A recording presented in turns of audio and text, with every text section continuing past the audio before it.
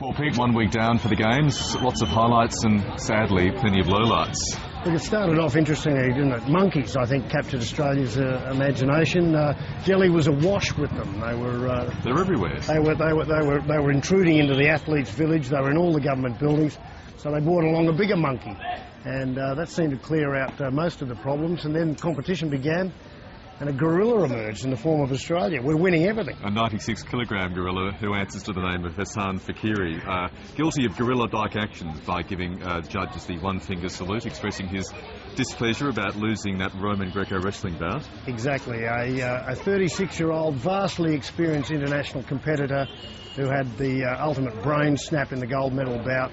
He was obviously getting pushed and prodded by the Indian fighter, and just really lost his cool. And it was, so near and yet so far. There was a silver medal gone. Yeah, just like that, he was forced to apologise personally to the Indian wrestler involved, and also forced to apologise to the Australian media. What I did was unsporting and unlike me. I'm truly sorry for the embarrassment that I have caused to the Australian team and my family.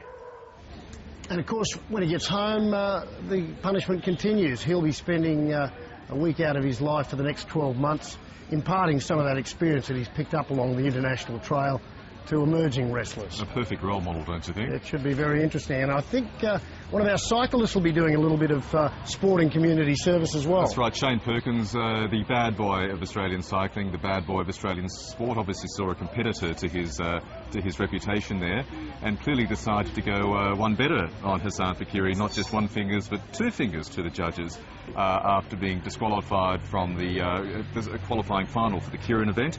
A very unhappy man. In fact, he was so unhappy, Pete, he wanted to emphasise the point. He did. He of course, the officials are on all sides of the velodrome, so he made sure that he covered the whole lap. And of course, the Australian team spent a lot of time trying to work through the thorny issue, as it turns out, of sportsmanship for Australia. You wouldn't have thought so by the time you got selected in an Australian Commonwealth Games team.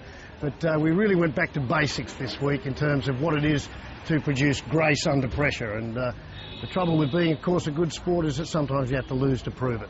I clearly expressed this morning at our section managers meeting that this is unacceptable, and every athlete will be reminded that this is a very significant issue and that they should focus on their performance and be graceful in defeat should the circumstance arise that that's the case. Speaking about somebody who shows ultimate grace under pressure, Jeff Hugel, what a comeback, what a second place.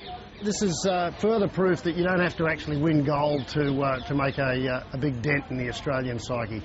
Jeff Hugel, it's a wonderful story. He lost the weight and came back from the celebrity swirl that he got himself involved in, and I don't think there'd be a decent sports-loving Australian who wouldn't have been really pleased to see Jeff Hugel on the podium, and it was a great result, almost as good as gold. Almost as good as gold, and what a great ambassador, what a great gentleman of the sport, and a perfect contrast to the behaviour of his boorish fellow athletes. Exactly, and I think if there was a touch more of Jeff Hugel in the wrestling and the cycling teams, perhaps they wouldn't be in so much strife. Now, a pretty good opening ceremony. In fact, let's be fair, a spectacular opening ceremony after all of the distressing lead up to these games. But still, Pete, lots of teething problems, lots of problems around the edges here. It's a work in progress, to be frank. The Delhi Commonwealth Games, they almost had everything ready to go in the main stadium. As it turned out, when the track and field events rolled around a few days later, they'd actually forgot to finish the track, which is, shades of the Games, really. And somebody actually did contact me from Australia and asked how long the 100 metres track was, and I had to point out that I would let them know when it was finished. And more serious problems, of course, with gastroenteritis around the swimming camp and various other venues not being quite up to scratch. Look, it's been a challenge, and I think Lee Nugent, the head swimming coach, summed it up best. They always knew that Delhi was going to be a significant mountain to climb for a whole host of reasons, and it has particularly hit the swimmers hard for one reason or another. Some dangers, maybe some threats, some problems with the water quality are being investigated. But Lee Nugent said, look, they always knew it was going to be hard, but the team that adjusted the best, adjusted the quickest, would have the advantage. Perhaps you need to not vary your diet too much, just sort of eat a particular type of cuisine, and then you're probably reducing any risk, you know.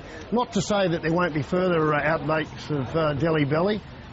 You've got to be so careful here. You're being very careful, I know. Where you eat and how you eat. But they're the sort of precautions, frankly, you have to take in many parts of the world. And look, I think on balance, all those niggling little negatives still don't detract from what has been a remarkable opening week of competition, and really a remarkable effort for the Indians to get where they've got to. So lots of downs and thankfully plenty of ups after the first week of the Games. We look forward to bringing you all the highlights of week 2.